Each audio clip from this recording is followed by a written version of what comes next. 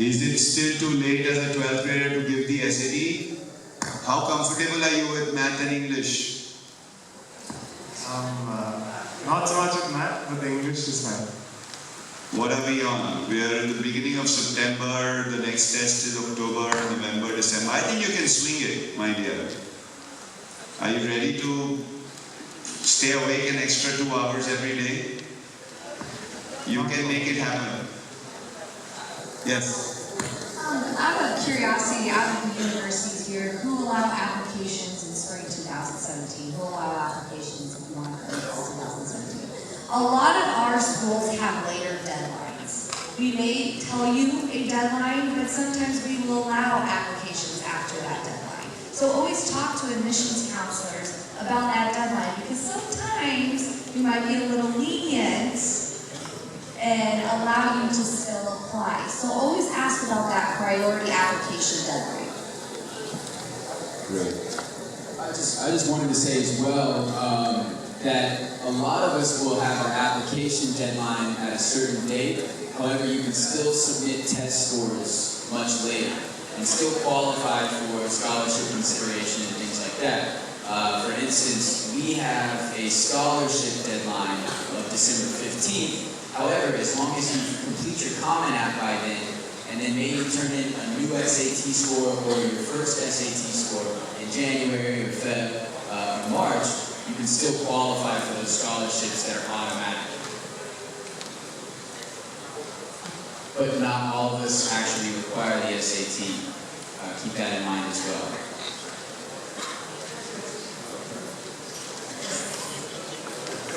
So, and not to get into too much detail, but just so you know, many U.S. students are now taking the SAT in their 12th year for the second or third time this October, November, December. So you're not too late to take it. Take it. You guys are well prepared. You're going to do fine on it. Don't worry. You'll be just fine. If the school requires it, get it to them. It's not too late.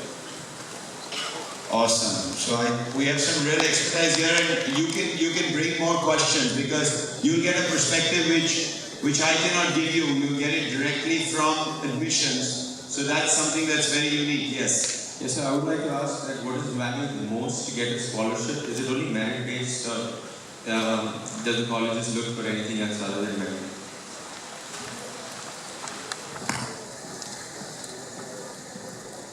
Okay, so to get a scholarship, it depends. Different universities have different scholarship options. We have merit scholarship, which are based on your grades, and sometimes universities require an SAT to get a scholarship. We always highly recommend, I don't think any of us would disagree, we would highly recommend you do take an SAT. We would recommend it. Who would recommend to take an SAT here? Who requires SAT for scholarship? 3, 4. 4 require SAT for scholarship.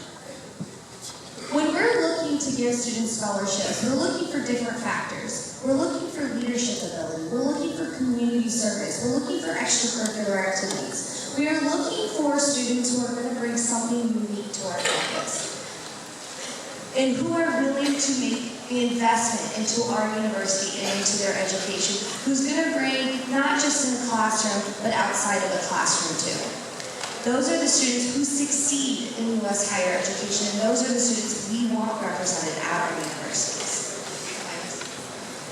And if I can clarify something as well, many of the universities, some of the universities will offer general scholarships. And so if you just apply, you'll probably be considered for some sort of a general scholarship at some universities. In my case, at my university, we give nothing to no one, not even my California students. Okay, so nothing is guaranteed for them, nothing at all.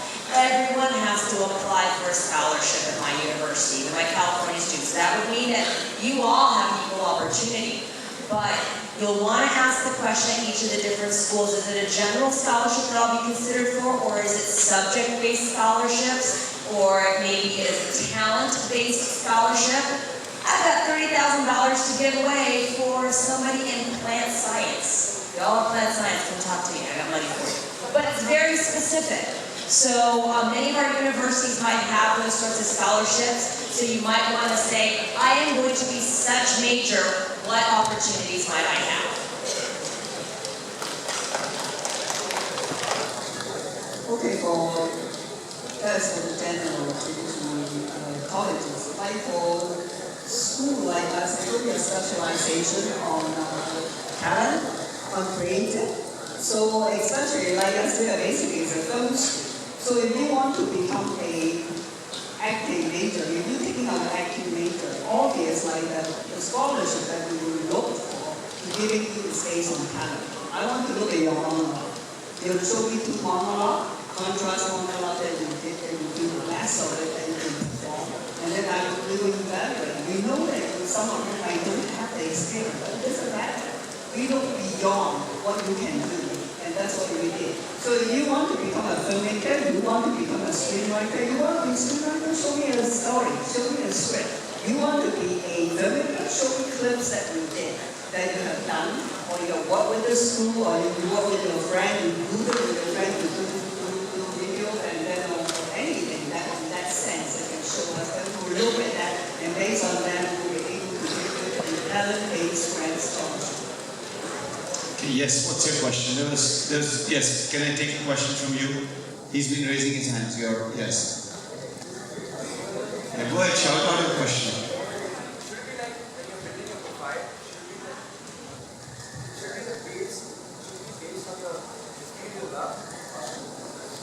Should be based on the field you love, or should it be the strength that you have in yourself?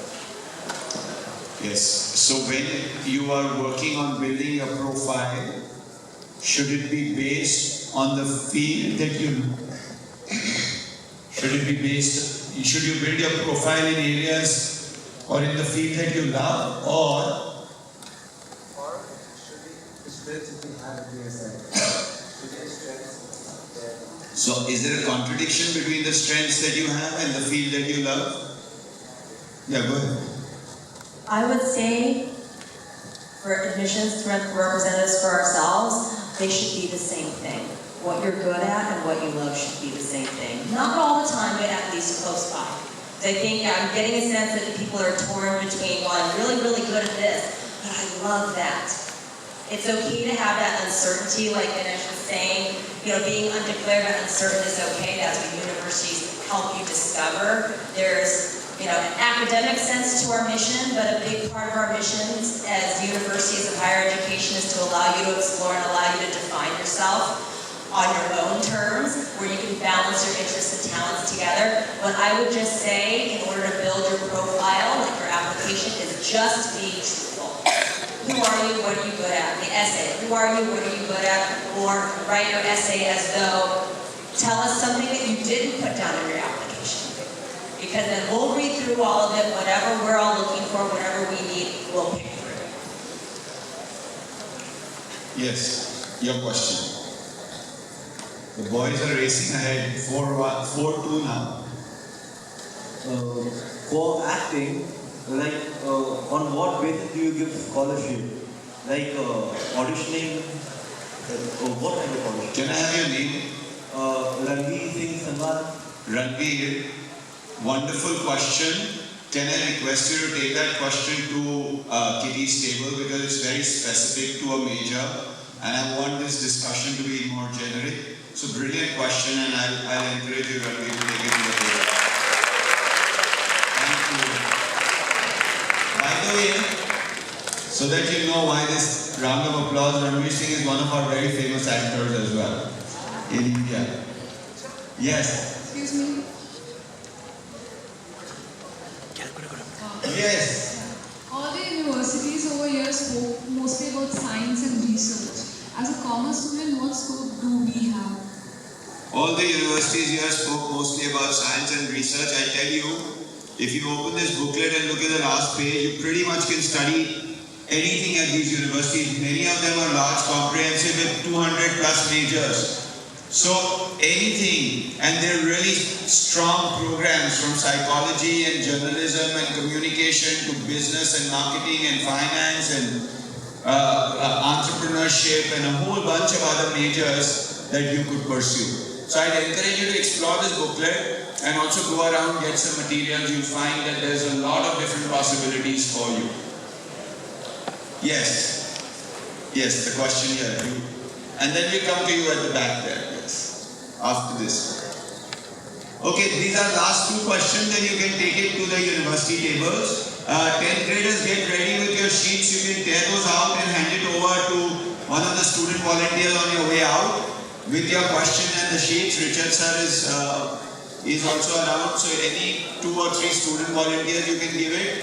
10th graders are going to leave in just 2 minutes after listening to these 2 answers. Yes, where is the question coming from? Sir. Okay, it's coming from there. Sorry, I am not in control. Sir, a lot of students face problems with what topic of the essay do they have to select. Can you like for the example, Common App has 5 major essay topics, out of which you have to select one, if any one. Wonderful. Melissa's taking it. Most opportunities to write essays come with examples of things they want you to write about. At my university, we give you several choices to choose from. For example, we want to know why you're interested in a particular major that you have applied for. So there's usually a direction or a lead, a question that you can answer when you're writing your essay. So, for the University of California, we're not Common App, but there are 8 different questions you have to choose from. And you pick 4 to answer in 350 words or less. That's not a lot of space. So whichever one you read and go, oh, I have an answer for that. That describes my situation. I've experienced something that could demonstrate what this comment is asking about very well. Every student's going to pick a different 4 questions. And there is no special answer to which one's going to help you more. But if you pick ones that will describe you best, or that you feel characterize yourself best, or your situation best, or your passion best, then those are going to be the best ones for you to answer. All right, I'm going to have to curtail this session now. We will answer all questions. We have a good hour and a half plus for interaction with 11 and 12s. You can take these questions to the university tables. I want you to, I want to see our university guests get to their tables and begin to set up. I'd also like to see the class 10 students at this point make their way out. Those who have their sheets, 11 and 12 will remain seated. Only class 10 will leave quietly, will leave the room, and you can hand in your sheets on your way out. Yes, sir. All yours. Okay, the first row is here. The last